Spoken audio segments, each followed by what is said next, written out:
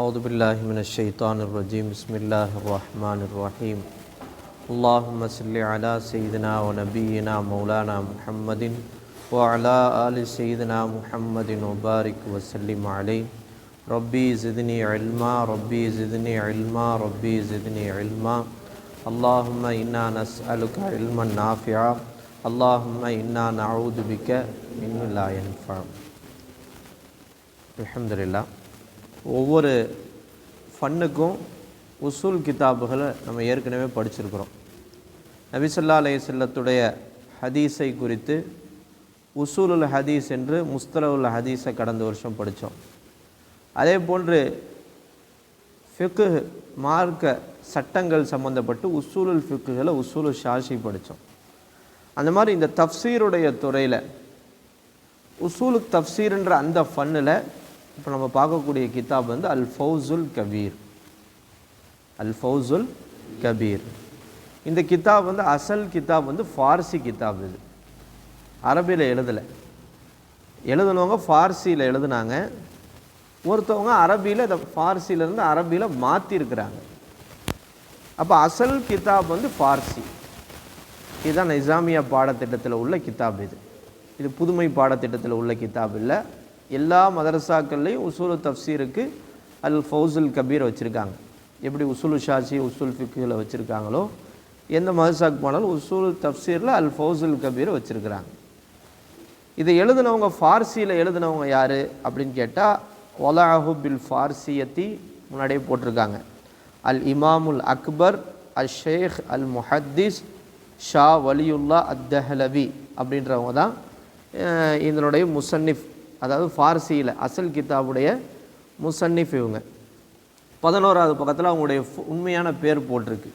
Full பேர் ஹுவ அபு அப்துல் அசீஸ். அப்துல் அசீஸ் அவங்க மகன். அவங்களும் பெரிய இமாமாக இருந்தாங்க. சுதந்திர போராட்டத்திலலாம் கலந்து கொண்டவங்க. இந்தியாக்காரங்க, டெல்லி. அதனால் தெஹ்லவின்னா டெல்லியை சார்ந்தவங்களுக்கு தெஹ்லவின்னு சொல்லுவாங்க.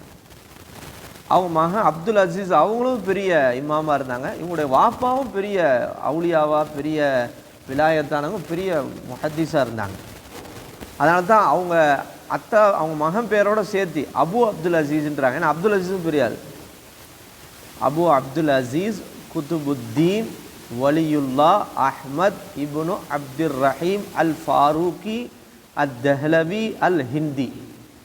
இதான் அவங்களுடைய அவங்களுடைய முழு பேர். அவங்களுடைய தந்தை பேர் அப்துர் ரஹீம்.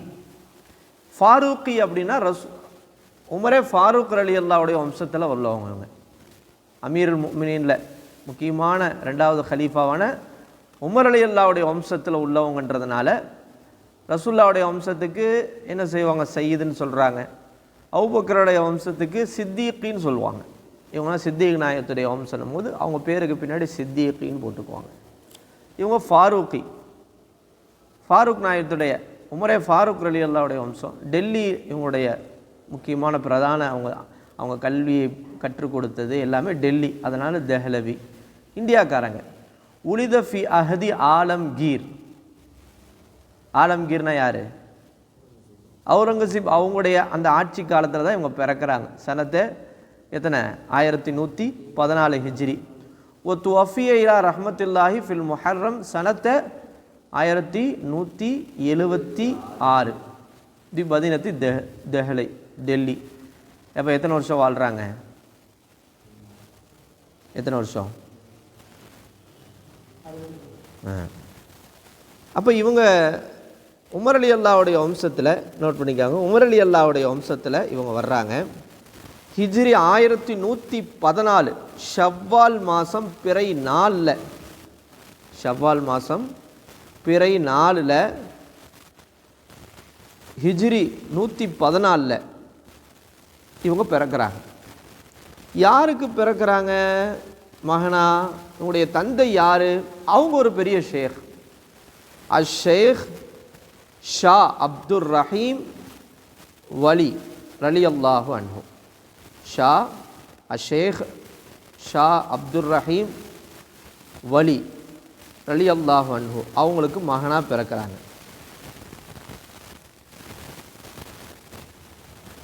இவங்க அவங்க அத்தா ஷா அப்துல் ரஹீம் இவங்க மகனுக்கு என்ன தான் பேர் வச்சாங்க? எல்லாரும் வலியுல்லாவாகுவாங்க. இவங்க பேர்லேயே என்ன செஞ்சிட்டாங்க? வலியுல்லான்னு மகனுக்கு பேர் வச்சுட்டாங்க. அல்லாஹ்வுடைய நேசராக அவங்க வரணுன்ற அடிப்படையில் இஸ்முக்கு தாசீர் செய்யக்கூடிய ஆற்றல் இருக்குது.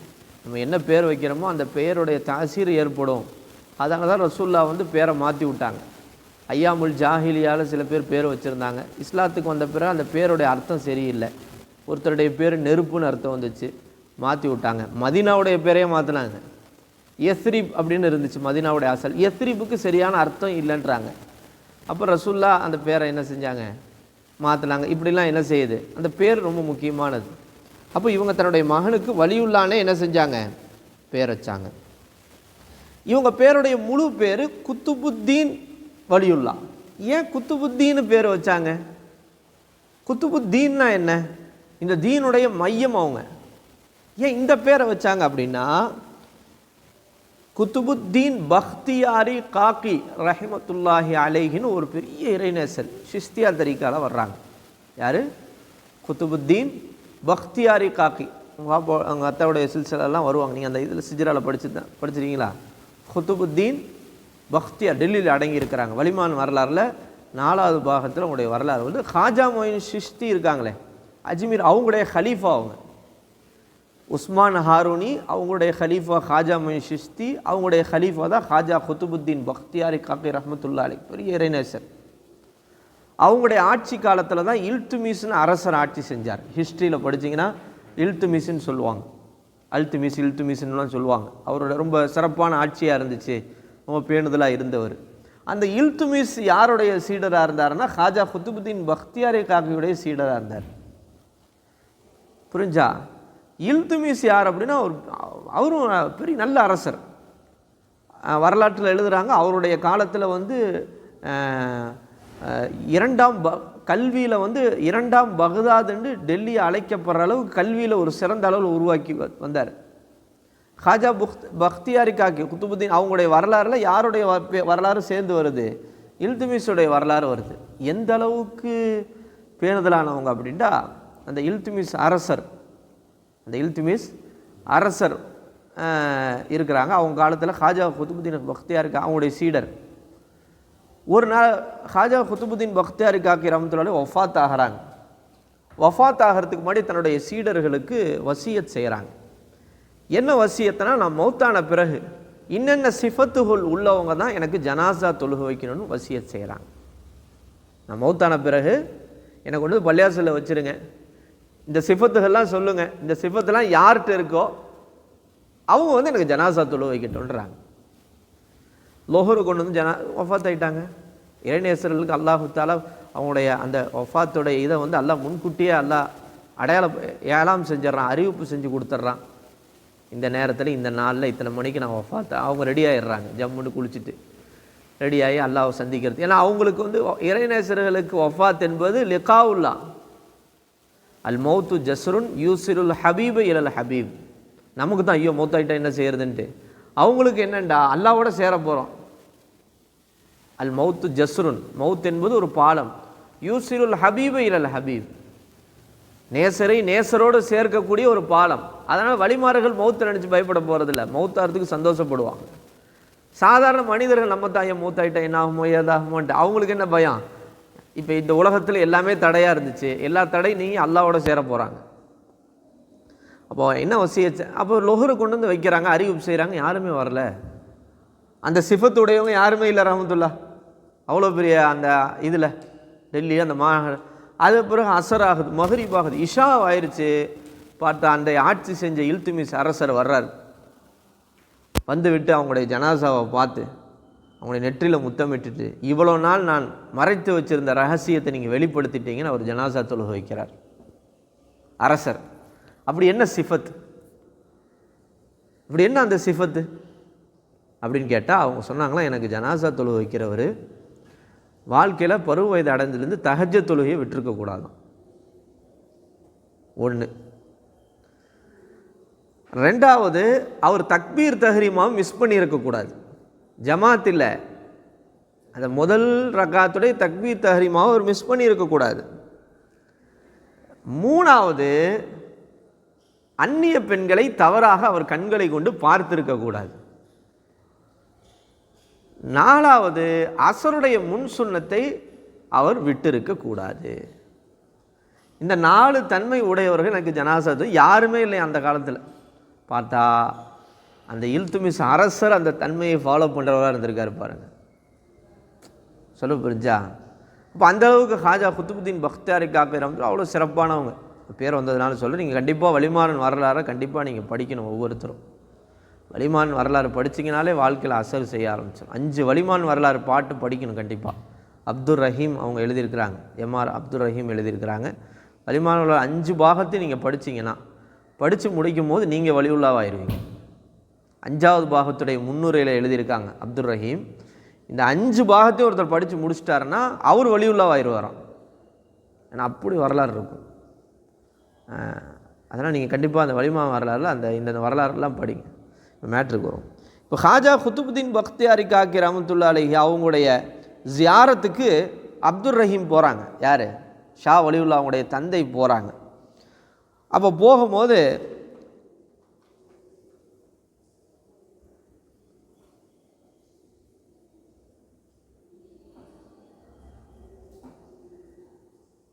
அந்த கனவின் வழியாக குத்துபுத்தீன் பக்தியாரி காக்கி ரஹ்மத்துல்லாஹி அலைஹி அவங்களுடைய தந்தை அப்துல் ரஹீம் அவங்களுக்கு ஒரு இது கொடுக்குறாங்க கனவின் வழியாக. என்னென்னா, உங்களுக்கு ஒரு மகன் பிறக்க போகிறார், அந்த மகனுக்கு என்னுடைய பெயரை நீங்கள் என்ன செய்யணும், சூட்டணும், குத்துபுத்தீன்னு பேரை சூட்டணும் அப்படின்னு என்ன செய்கிறாங்க, கனவின் வழியாக அவங்களுக்கு சொல்கிறாங்க.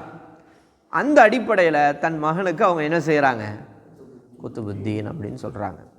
இது ஒரு பொதுவாக அந்த காலத்தில் உள்ள வழக்கம் தான். ஒருத்தர் மேலே ஒரு பிரியமாக இருந்தால் அவங்க பேரை வைக்கிறது.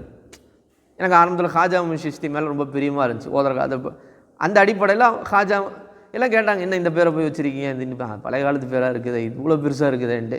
இருந்தாலும் ஒரு பிரியம் சிஸ்தியா தெரியும், ஹாஜா சிஸ்தி மேலே நமக்கு ஒரு பிரியம் இருந்துச்சு. அந்த பிரியத்தின் அடிப்படையில் அந்த பேர் வச்சோம். ஜுனைதுல் பகதாதி மேலே ஒரு பிரியம் இருந்துச்சு, அந்த அடிப்படையில் முகமது ஜுனைதுன்னு பேர் வச்சோம், வேறு ஒன்றும் இல்லை. அப்போ அந்த மாதிரி அதனால தான் குத்துபுத்தீன் அவங்க ஆசைப்பட்டது வலியுல்லா. ஆனால் அவங்க பிரியப்பட்டு ஜியாரத் செஞ்ச அவங்களுடைய ரொம்ப பிரியமான அந்த இறைநேசருடைய தர்பாரில் இருக்கும்போது அவங்களுக்கு கிடைத்த அந்த அறிவின்படி, அவங்களுடைய ஆசையின்படி என்ன செஞ்சிட்டாங்க, மகனுக்கு 2ஐயும் சேர்த்து பெரிய பேராக என்ன செஞ்சிட்டாங்க, குத்துபுத்தீன் வலியுல்லா அப்படின்னு பேர் வச்சுட்டாங்க. ஓகேவா? குத்துபுத்தீன் அஹ்மத், என்ன குத்துபுத்தீன் அஹ்மத், அதான் குத்துபுத்தீன் வலியுல்லா அஹ்மதுன்னு போட்டிருக்காங்க கிதாபில். சின்ன வயசுலேயே அவங்க என்ன செஞ்சிட்டாங்க, முழு குரானையும் ஷா வலியுல்லா இருக்கிறாங்களே, இந்தியாவுடைய வரலாற்றில் யாராலையும் வஹாபிகளால் கூட தவிர்க்க முடியாத ஒரு சக்தி ஷா வலியுல்லா. நம்முடைய எல்லா ஹதீஸ் கிதாபுடைய சனதும் ஷா வலியுல்லாவை தாண்டாமல் போகாது ரசூல்லாவுக்கு. இந்த ரசூல்லாவுடைய இந்த சனது ஹதீஸுடைய சனதுகளை இந்தியாவில் இருக்கக்கூடிய எல்லா மதரசாக்களுக்கும் இன்றைக்கி ஓதி கொடுக்கப்படுது. புகாரி, முஸ்லிம், திருமிதி, அபுதாவுத், இப்னு மாஜா, நசாயி, முஅத்தா, மாலிக், இந்த எல்லா கிதாபுடைய சனதும் யாரின் வழியாகத்தான் மக்கா மதினாவிலிருந்து இந்தியாவுக்கு வருது, அவ்வளோ சிறப்பு வாய்ந்தவங்க. அப்போ சின்ன வயசுலேயே முழு குரானையும் என்ன செஞ்சிட்டாங்க, மனப்பாடம் பண்ணிட்டாங்க. அவங்க மார்க்க கல்வியை எந்த மொழியில் கற்க ஆரம்பித்தாங்கன்னா ஃபார்சியில் தான் கற்றுக்கொள்ள ஆரம்பித்தாங்க. இன்றைக்கி ஃபார்சி மொழி என்ன ஆயிடுச்சு, அந்த அளவுக்கு இல்லாமல் இருக்குது. அந்த காலத்தில் ஃபார்சி வந்து அப்போ ரொம்ப இது, நான் சின்ன வயசு இருக்கும் போதே ஃபார்சி இல்லாமல் போச்சு. அப்போ எங்கள் ஊரில் எங்கள் சொந்தக்காரங்களில் ஒரு பெரியவங்க இருந்தாங்க, அவங்களுக்கு ஃபார்சி தெரியும். எங்கள் பெரியமா மகன் இப்ராஹிம் அசத்து மக்தூமி, அவங்களுடைய அத்தாவுடைய அத்தா இருந்தாங்க, லக்னோ அசத் சொல்லுவாங்க, அவங்களுக்கு ஃபார்சி நல்லா தெரியும், வயசானவங்க. அன்னைக்கு இருந்த அந்த வல்லப்பட்டியில் இருந்த பெரிய பெரிய ஆலிம்கள்லாம் மதுசல உஸ்தாத்மார்கள்லாம் ஃபார்சி கற்றுக்கிறத இவங்கள்ட்ட வந்து ஓதிக்கிட்டு இருப்பாங்க பார்ட் டைமாக. ஆனால் இன்றைக்கெலாம் ஃபார்சி தெரிஞ்சவங்க ரொம்ப இல்லை. அப்போ ஃபார்சியில் தான் அவங்க மார்க்க கல்வியை பயில தொடங்குறாங்க. 7 வயசாக இருக்கும் போது ஷரஹ் முல்லா ஜாமின்னு ஒரு கிதாப், ரொம்ப முக்கியமான கித்தாபு. அந்த ஷரஹ் முல்லா ஜாமின்ற கித்தாபு 7 வயசு, அது அநேகமாக நஹவு சம்மந்தப்பட்ட கித்தாபாக இருக்கும். இந்த ஷரஹ் முல்லா ஜாமியை 7 வயசில் என்ன செஞ்சிட்டாங்க, ஹத்தம் ஓதி முடிச்சிட்டாங்க. மிஷ்காத் கிதாபை தன்னுடைய தந்தையிட்டே ஓதனாங்க. எல்லாருக்கும் யார் யாரோ உஸ்தாது, இவங்களுக்கு உஸ்தாது யார்? அவங்க அத்தாட்ட முழு மிஷ்காத், ஃபுல் மிஷ்காத், 1-2 பாபெலாம் இல்லை, ஃபுல் மிஷ்காத். பிறகு தன்னுடைய அத்தாட்டையே எதை ஓதுறாங்க? பைலாவியை ஓதுறாங்க, தப்சீர பைலாவி. 7வது சும்ரால பொதுவாக தப்சீர பைலாவி ஓதி கொடுப்பாங்க. மிஷ்காத்தை அத்தாட்ட ஓதுறாங்க, தப்சீர பைலாவியும் ஃபுல்லாக ஓதி முடிச்சிடுறாங்க. ஓதுனது மட்டும் இல்லாமல் தன்னுடைய தந்தையிடமிருந்து பிறருக்கு ஓதி கொடுப்பதற்கு இஜாசத்தையும் பெறுகிறார்கள். என்ன பெறுறாங்க? இஜாசத். நம்மளும் இஜாசத்து கொடுப்போம். உசூல் ஹதீஸில் சில அடுத்த ஒரு முக்கியமான நிகழ்ச்சியில் உசூல் ஹதீஸை யார் முறையாக என்கிட்ட கரெக்டாக ஓதி பைஹார்ட் பண்ணியிருக்காங்களோ அவங்களுக்கு நம்மளும் இஜாசத் சனது கொடுப்போம். இது பொதுவாக வழக்கம் உண்டு. மொத்தமாக சேர்ந்து 7வது சும்ரா முடிக்கும் போது சனது கொடுக்குறது அது தனி. அந்தந்த கிதாபுக்குன்னு ஒரு இஜாசத் இருக்குது. புரிஞ்சா? அப்போ யார் கரெக்டாக உசூல் ஹதீஸை பக்காவாக தரவாக வச்சுருக்காங்களோ அவங்களுக்கு நம்ம இஜாசத்து கொடுப்போம். அவங்க யாருக்கு வேணால் ஓதி கொடுக்கலாம் அப்படின்ற அந்த இஜாசத் அது ரொம்ப முக்கியமாக. அந்த சனது வந்து ரசூல்லா வரைக்கும் உஸ்தாமார்கள் அப்படி.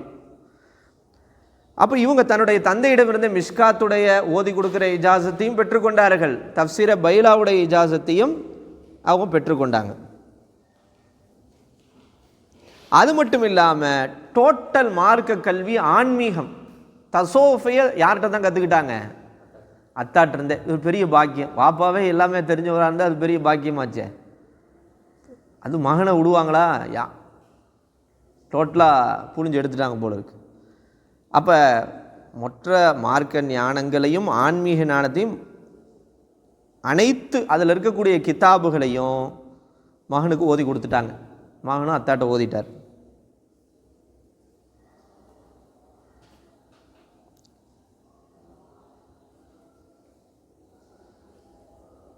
யாரை திருமணம் முடித்தாங்க அப்படின்ட்டா, இவங்க அத்தா அப்துல் ரஹீம் அவங்களுடைய துணைவியாருடைய உடன் பிறந்த ஷேக் உபைதுல்லான்னு ஒரு பெரியவங்க இருந்தாங்க. அவங்களுடைய மகளைத்தான் இவங்களுக்கு திருமணம் முடித்து வைக்கிறாங்க. யாருக்கு? ஷா வலியுல்லா முஹத்தீஸ் தெஹ்லவிக்கு. அதாவது மாமா, தன்னுடைய மாமா உபைதுல்லா ஷேக், அவங்களும் ஒரு பெரிய ஷேக், அவங்களுடைய மகளை திருமணம் முடித்து வைக்கிறாங்க. திருமணம் ரொம்ப முக்கியமானது. ஏன்னா வராசத்து ரொம்ப முக்கியமானது. கண்ட இடத்துல பார்க்குறதெல்லாம் போயிட்டு என்ன செய்யக்கூடாது? திருமணம் முடிக்கக்கூடாது. நீங்கள் அந்த வம்சம் காப்பாற்றுறதுன்னு சாதாரண விஷயம் இல்லை.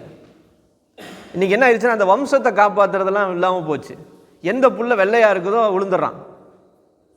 ஆனால் அது உள்ள பெரிய சைத்தானாக இருக்குது. ஹசானா சரி, பியூரிட்டின்றது எது? நீங்கள் பார்க்கும் போது அழகாக இருக்குது, க்யூட்டாக இருக்குது, சிரிச்சா அழகாக இருக்குது, அதனால் அந்த புள்ள எனக்கு பிடிக்கும், நான் வாழ்ந்தால் அந்த பிள்ளையோட தான் வாழ்வேன், இல்லைனா செத்து போயிடுவேன், இது கிடையாது. உன் வம்சாவளி பியூரிட்டியாக வரணும்.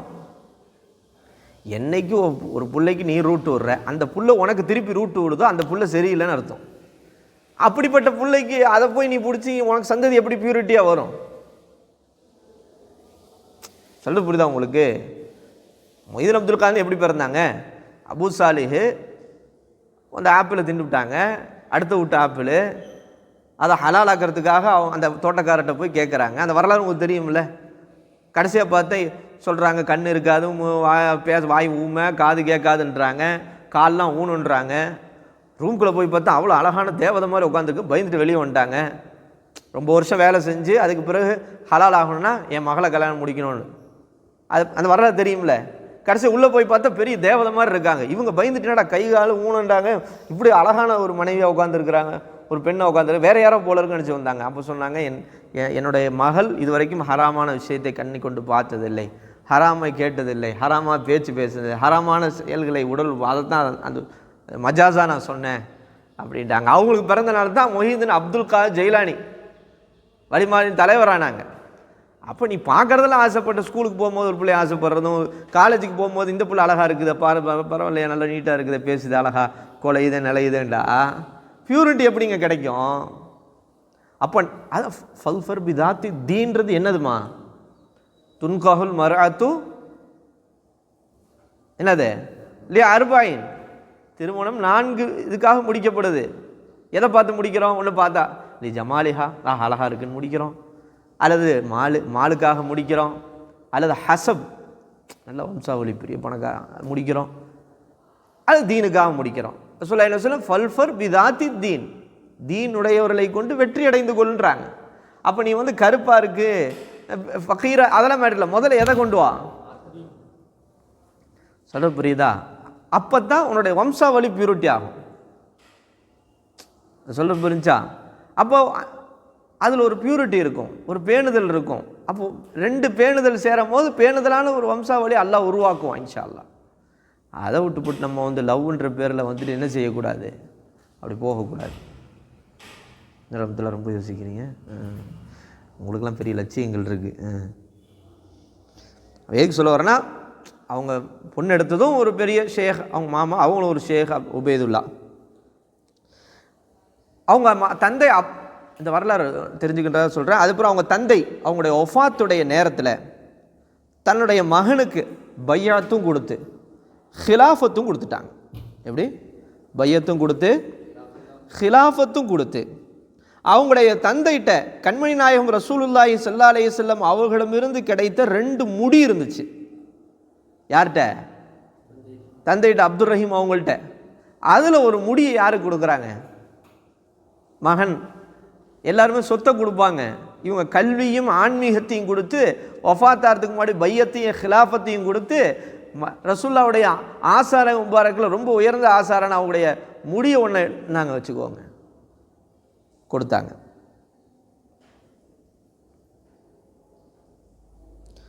அதுக்கு பிறகு அவங்க வஃபாத்தான பிறகு அடிக்கடி அவங்க என்ன செய்கிறாங்க, அவங்களுடைய தந்தையுடைய இடத்துல போய் ஜியாரத் செய்கிறாங்க. அங்கே முராக்கபாவில் இருக்கிறாங்க. முராக்கபான தெரியுதா?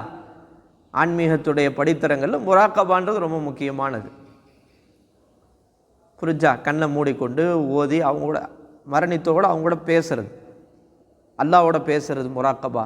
இறைநேசர்களோட நபிமாரோட அப்படி அந்த உரையாடுறது, மானசீகமாக என்ன செய்கிறது, உரையாடக்கூடிய அந்த ஒரு ஹால்.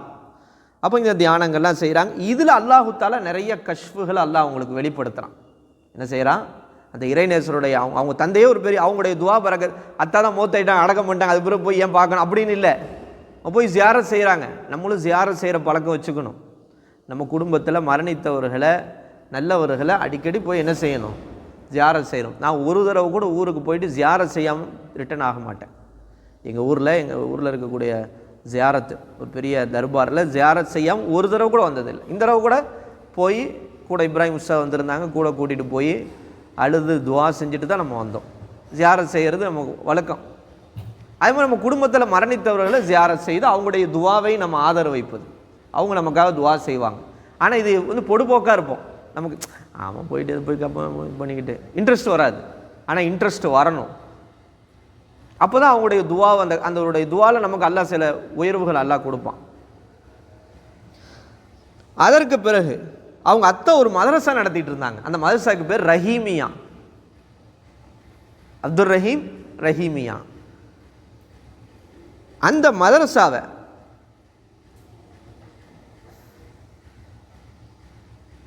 இவங்க முதல்வர் ஆயிட்டாங்க, தலைமை ஆசிரியர் ஆயிட்டாங்க அந்த மதரசாவுக்கு. ஒரு 12 வருஷம் அந்த மதரசாவுடைய பிரின்சிபலாக இருந்து, ஒரு தலைமை ஆசிரியராக இருந்து மாணவர்களுக்கு அப்படி ஓதி கொடுக்குறாங்க, தர்சுடைய பணி செய்கிறாங்க. ஒருத்தன் வலியுல்லாவாகணும்னா தர்சு செஞ்சால் இறைநேசர் ஆயிடலாம். அதனால தான் எல்லா வழிமாறுகளும் தர்சு பணியில் இருந்தாங்க.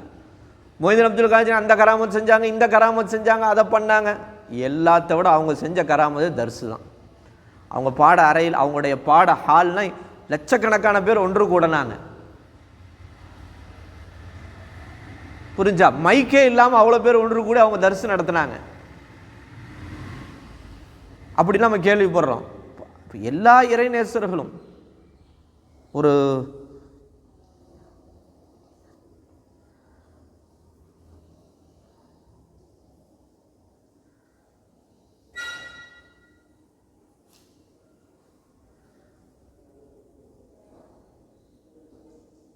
அதான் மொஹிதீன் அப்துல் காதர் இப்படி சொன்னாங்களா, தரஸ்துல் இல்ம, என்ன சொன்னாங்களா, தர்ரஸ்துல் இல்ம, இல்மை நான் கற்றுக் கொடுத்தேன். ஹத்தா சிர்து குத்துபன், எந்த அளவுக்கு அல்லாஹ் என்னை குத்துபாக ஆக்குகிற அளவுக்கு நான் என்ன செஞ்சேன், நானும் பிறகு கற்றுக் கொடுத்து கொண்டே இருந்தேன்.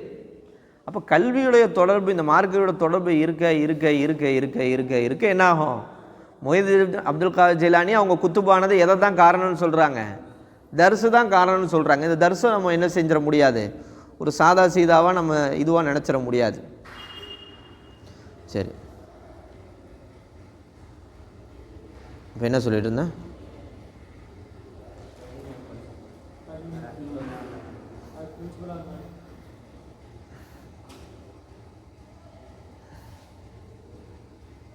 பன்னெண்டு வருஷம் அதில் என்ன செய்கிறாங்க, பணியில் இருக்கிறாங்க. தங்களுடைய நேரத்தை அழகாக பிரிக்கிறாங்க.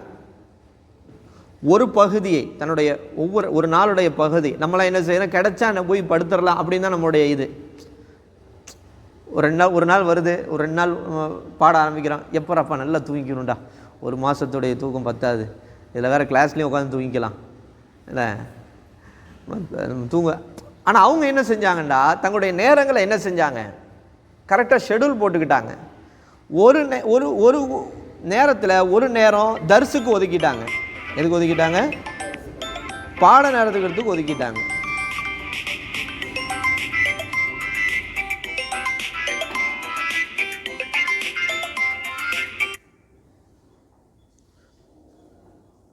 இன்னொரு நேரம்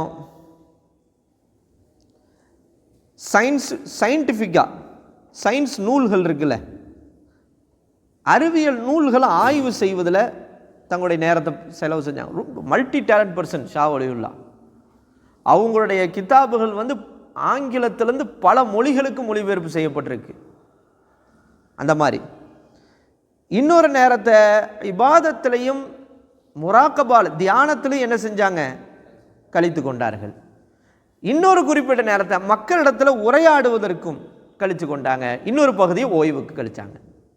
ஒரு 5ஆ பிரித்து தர்சை கற்றுக் கொடுப்பது, அதுக்கப்புறம் என்னது, அந்த அறிவியல் நூல்களை ஆய்வு செய்வது, அது பிறகு இபாதத்துகள் முராக்கபாவில் ஈடுபடுவது, வரக்கூடிய மக்கள் அவங்கள சந்திக்க வர்றாங்களே அவங்கள்ட்ட உரையாடுவது, அடுத்த பகுதி என்ன செஞ்சாங்க, ஓய்வு கொள்வது. இதுதான்.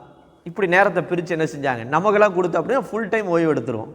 பாயை போட்டு பறித்து என்ன செஞ்சிருவோம், படுத்துருவோம். அது பெட்டெல்லாம் போட்டு படுத்துருவோம். என்ன வாங்க, யார் வந்திருக்கா? ஆனால் இவங்களுடைய தாகம் இருக்குல்ல, கல்வியுடைய தாகம், அத்தாட்டிருந்து இவ்வளவும் கற்றுக்கிட்டாங்க. மிஷ்காத்து பைலாவி மொத்தத்தையும் கற்றுக்கிட்டாலும் அந்த கல்வியுடைய தாகம் என்ன செய்யலை, தீரலை. 12 வருஷம் தலைமை ஆசிரியராக இருந்துட்டாங்க, இருந்தாலும் தாகம் தீரலை. நேரம் எங்கே போயிட்டாங்க, மக்கா மதீனாவுக்கு போயிட்டாங்க. யாரை தேடி? இவங்களுக்கு ஹதீஸ் துறையில் ஒரு அளப்பரிய ஆசை, ஒரு ஈடுபாடு. அந்த மக்கா மதீனா இருக்கிற ஹதீஸுங்களை சந்திச்சு அவங்கள்ட்ட ஹதீஸை படிக்கணும். நேரம் மக்கா மதீனா கிளம்பிட்டாங்க. மக்கா மதீனாவுக்கு போய் அங்கே ஹதீஸ் கலையை கற்றுக்கொள்கிறார்கள். ஹதீஸுடைய ஆழமான ஞானத்தை நம்ம பெறணும், மக்கா மதீனாவுக்கு போயிட்டாங்க. அப்போ எத்தனாவது வருஷம்? ஹிஜ்ரி 1143 ரஜப மாதம். ஹஜ்ஜும் செய்யணும். ஹஜ்ஜு மட்டும் நோக்கம் இல்லை, அதோட எதுவும் நோக்கம்,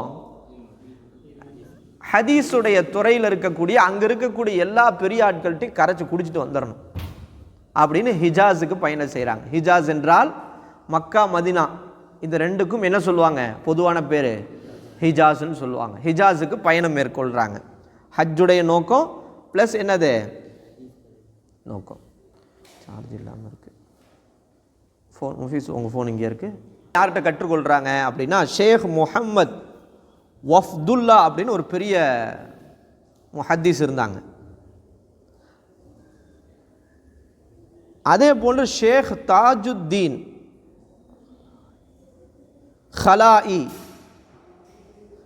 இந்த 2 பேர்கிட்ட மக்கால ஷேக் முஹம்மது வஃப்துல்லா, ஷேக் தாஜுத்தீன் ஹலாஇ, இவங்க 2 பேர்கிட்டையும் என்ன கிதாபை படிக்கிறாங்கன்னா, இமாம் மாலிக் ரஹ்மத்துல்லாஹி எழுதின முஅத்தா மாலிக், அதை கற்றுக்கொள்கிறாங்க.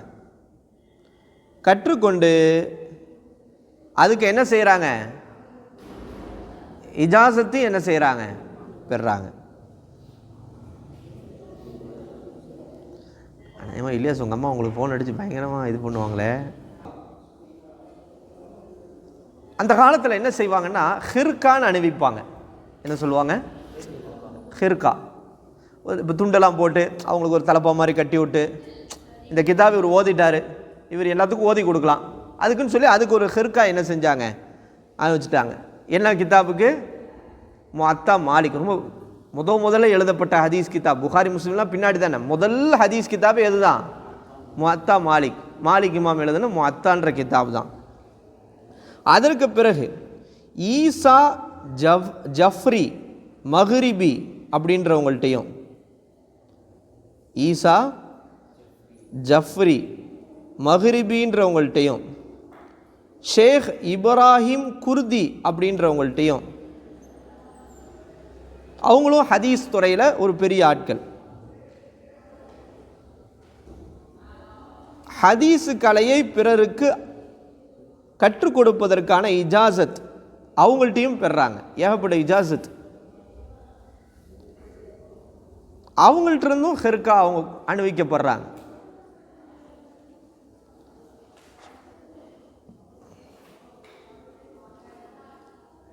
இதில் பெரிய இது என்ன அப்படின்னா, நபி ஸல்லல்லாஹு அலைஹி வஸல்லம் காலத்தில் வாழ்ந்த ஜின் இனத்தில் சார்ந்த ஒரு சஹாபி, ரசூலுல்லாஹ் காலத்தில் வாழ்ந்த ஜின் இனத்தில் வாழ்ந்த ஒரு சஹாபியிடமிருந்து ஒரே ஒரு ஹதீஸை இவர்கள் கற்றுக்கொண்டார்கள். இது அல்லாஹ் இவர்களுக்கு கொடுத்த ஒரு பெரிய ஒரு பாக்கியமாக அவங்களுடைய வரலாற்றில் சொல்லப்படுது. அப்போ ஷா வலியுல்லா அந்த ஜின் சஹாபி ரசூல்லா, அந்த ஜின் இனத்தை சார்ந்த ஒரு சஹாபிட்ட ஹதீஸை கேட்கக்கூடிய ஒரு வாய்ப்பு உங்களுக்கு கிடைத்ததாக அவங்க வரலாற்றில் பதிவு செய்யப்படுது. அவங்க மக்காவில் இப்போ ஹதீஸ் கலையை கற்றுக்கொள்வதற்கு மக்காவுக்கு போன இடத்துல அவங்க மக்காவில் தங்கி இருக்கிற போது ஷா வலியுல்லா முஹத்திஸ் தேலவி கண்மணி நாயகம் ரசூலுல்லாஹி ஸல்லல்லாஹு அலைஹி வஸல்லம் அவர்களை கனவிலே பார்க்கிற பாக்கியம் பெறுகிறார்கள். கனவுல ரசூலுல்லா காட்சி தர்றாங்க. அப்போ மக்காவில் இருக்கக்கூடிய ஆட்கள்லாம் முடிச்சிட்டாங்க. முஅத்தா மாலிக் ஹதீஸ் எல்லா சனதையும் வாங்கிட்டு நேராக இப்போ எங்கே போயிட்டாங்க?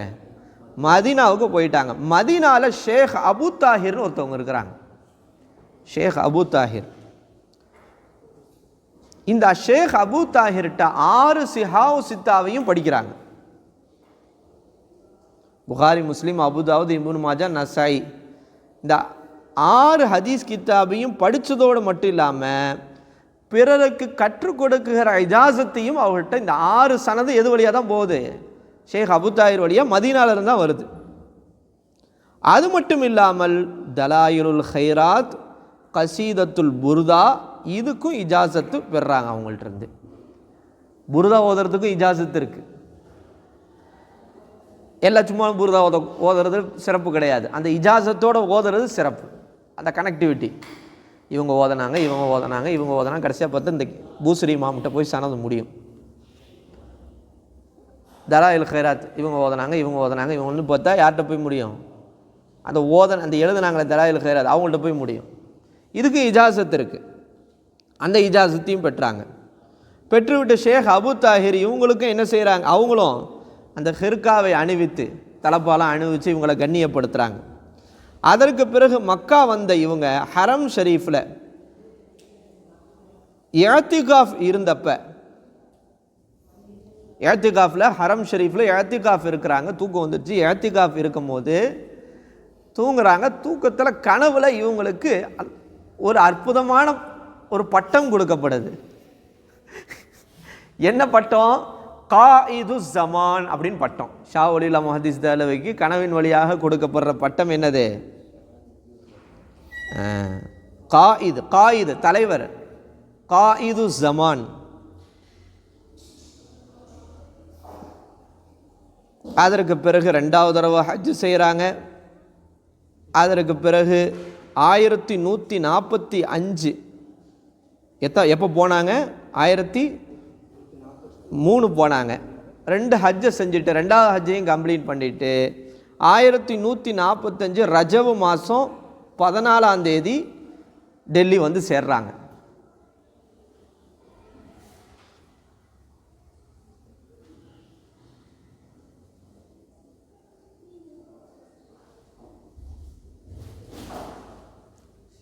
வந்துட்டாங்க போல். வாங்க வாங்க, ஓகேவா? அப்போ இது வரைக்கும் போதும். அப்போ நம்ம சில மேலும் சொல்ல பார்ப்போம்.